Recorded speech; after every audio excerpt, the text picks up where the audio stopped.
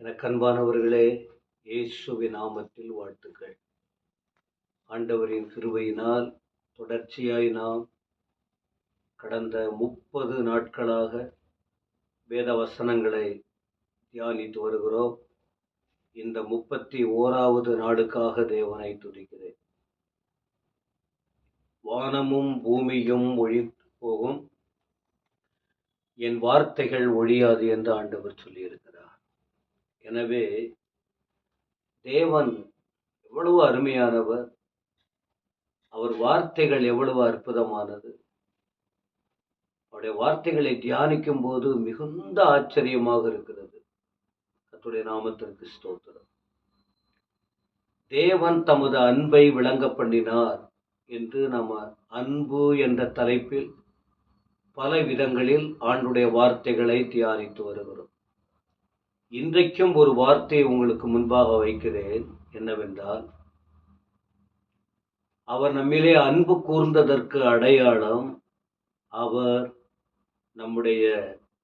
நமக்கு ஆரோக்கியம் வரப்பண்ணுகிற ஆண்டவராக இருக்கிறார். சுகம் கொடுக்கும் தேவன்.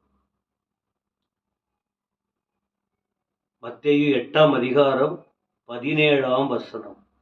அவர் தாமே நம்முடைய பலவீனங்களை ஏற்றுக்கொண்டு நம்முடைய நோய்களை சுமந்தார் என்று ஏசாயா தீர்க்கதரிசியினால் உரைக்கப்பட்டது நிறைவேறும்படி இப்படி நடந்தது.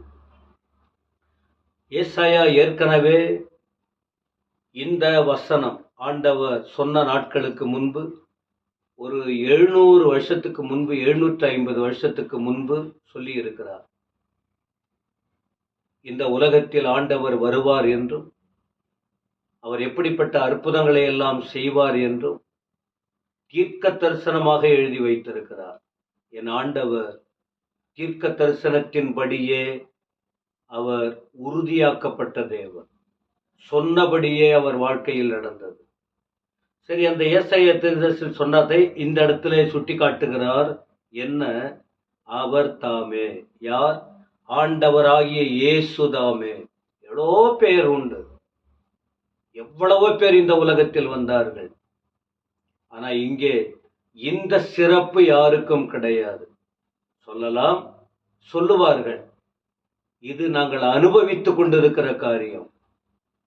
இதற்குள்ளே இருக்கிற வல்லமை, இதற்குள் இருக்கிற விடுதலை, இதற்குள் இருக்கிற அபிஷேகம், இந்த ஆண்டவருக்குள் வருகிறதான சமாதானம், இவர் மூலம் புறப்படுகிற ஆசீர்வாதங்கள், இது வேற எந்த இடத்திலும் பெற முடியவில்லை, பெற முடியாது. எனக்கு அன்பானவர்களே, அவர்தாமே என்ன செஞ்சாரா? நம்முடைய பலவீனங்களை ஏற்றுக்கொண்டு. நாம பலவீனமானவர்கள், அவர் பலன் கொடுக்கிற தேவன். அவர் என்ன செய்திருக்கிறார் பாருங்கள். நம்மை பலவானாய் மாற்ற, நம்மை பலசாலிகளாய் மாற்ற, நமது பலவீனங்களை ஆண்டவர் ஏற்றுக்கொண்டார். இது அவர் நம்மேல் காண்பித்த அன்பல்லவா? ஒரு அன்புள்ளவங்க தானே ஒருவருக்கு, ஒரு ஏழைக்கு உதவி செய்ய முடியும். ஒரு இயலாத ஒருவருக்கு தன்னுடைய கரத்தை நீட்ட முடியும். ஆண்டவர் செய்திருக்கிறார் பாருங்கள்.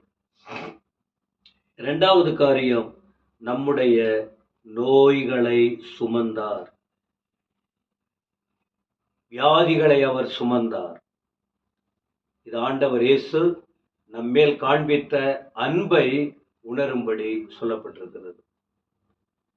1 பேதுரு 2ஆம் அதிகாரம் 24ஆம் வசனத்தில் ஒரு வார்த்தை குறிப்பிடப்பட்டிருக்கிறது. 1 பேதுரு 2ஆம் அதிகாரம் 24. நாம் பாவங்களுக்கு செத்து நீதிக்கு பிழைத்திருக்கும்படிக்கு அவர்தாமே தமது சரீரத்திலே நம்முடைய பாவங்களை, தமது சரீரத்திலே நம்முடைய பாவங்களை சிலுவையின் மேல் சுமந்தார். அவருடைய தழும்புகளால் குணமானீர்கள். ஆண்டவர் இயேசு இந்த உலகத்தில் வாழ்ந்தார், நன்மை செய்தார். அவரை சிலுவையில் அடித்து கொன்றார்கள். தலை முதல் கால் வரைக்கும் காயம், தழும்புகள். வேதம் சொல்லுகிறது, அவர் பாவங்களுக்காக மரித்தார். நம்முடைய பாவங்களை அவருடைய சரீரத்தில் சுமந்தார். ஆனால் அந்த உடல் முழுவதும் தழும்பு, காயம் ஏற்பட்டதல்லவா? அந்த தழும்புகளினாலே குணமானீர்கள். அப்ப என்ன சொல்றாரு? விசுவாசியுங்கள். ஏற்கனவே அவர் சிலுவையில் மரித்தார், காயப்பட்டார். நீங்க விசுவாசித்தால் சுகத்தை பெற்றுக்கொள்ள முடியும். அவர் இன்றைக்கும் தமது அன்பை வெளிப்படுத்துகிற தேவன். நீங்க எப்படிப்பட்ட வியாதியா இருந்தால் அவரால் குணமாக்கப்பட முடியாத ஒன்று இல்லவே இல்லை. நம்புறீங்களா? வசனத்தை பிடித்துக் கொள்றீங்களா? நாவினாலே அறிக்கை இடுறீங்களா? அவர் உங்கள் நோய்களை குணமாக்க வல்லவர். அவர் உங்களுக்கு சுகம் கொடுக்க வல்லவர். இன்றைக்கும் அவர் ஜீவிக்கிறார். ஜெபம் பண்ணுவோமா? அருமை ஆண்டவரே, உம்மை துதிக்கிறோம். இந்த வார்த்தைகளுக்காக ஸ்தோத்திரம். ஆண்டவர் எங்கள் மேல் வைத்த அன்புக்கு அடையாளமாக எங்கள் உடலில் இருக்கிற நோய்களை எல்லாம் குணமாக்குகிறவராக இருக்கிறதற்காக ஸ்தோத்திரம். நாங்கள் நம்புகிறோம். இதுவரை நடத்துகிறீர், இனியும் நடத்துவீர். உமக்கு ஸ்தோத்திரம். இயேசுவின் நாமத்தில் பிதாவே, ஆமென், ஆமென்.